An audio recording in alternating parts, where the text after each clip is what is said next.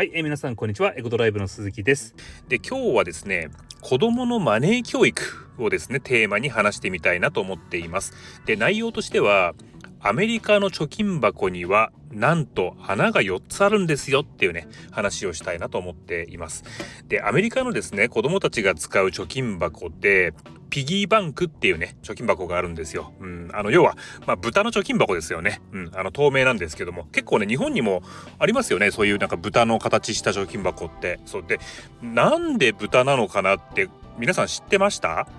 僕ちょっと知らなかったんで、ちょっとね、調べてみたんですよ。いい機会だと思って。でね、理由は2つあるみたいです。豚ってどんどん子供が増えるんですって。で、お金もどんどん増えたらいいじゃないですか。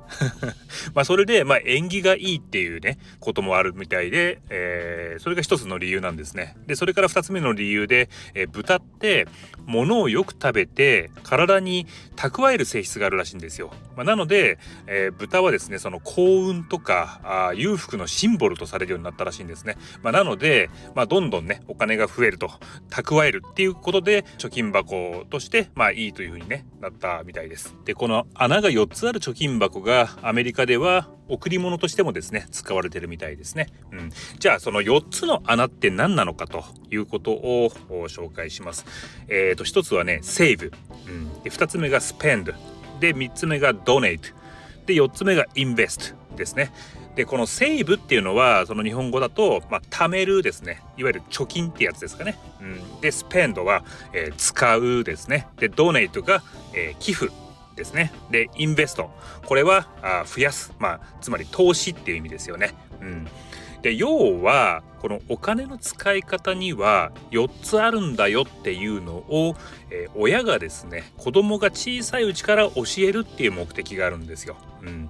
で、子供はですね、その4つの使い方があるっていうのを知って、大人になっていくんですね。僕なんかですね、下手したら30ぐらいまで知らなかったですよ。皆さん知ってました？お金の使い方4つあるっていう話って。僕なんかもですね、10代から投資してればですね、だいぶ違ったんじゃないかなってね思うわけで、今更言ってもね、そんなの遅いですよね。僕なんかはその日本の学校出てますけども、習ったことないんですよね、お金の使い方って。使うっていうのと、貯金っていうのはね、知ってたけど、その寄付とか増やすみたいな話、投資ですよね。そういったことって習った記憶はないんですよね。親からも教えてもらった記憶もないんですよ。皆さんはどうでした？教わったことってありますかね、若いうちに。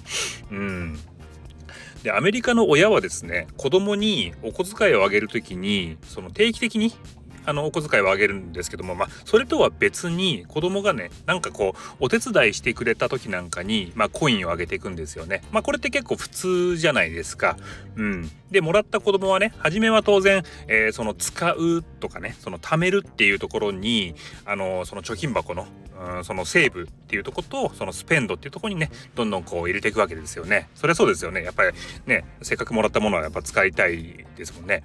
で、次第にやっぱりね、そのコインがいっぱいになってくるわけですよ。そうするとね、入れるスペースが当然なくなっていくわけじゃないですか。で、今度はそうすると子供がですね、そのドネイト、寄付と、あとはインベスト、投資にですね、少しずつこう興味を持ち始めるんですよね。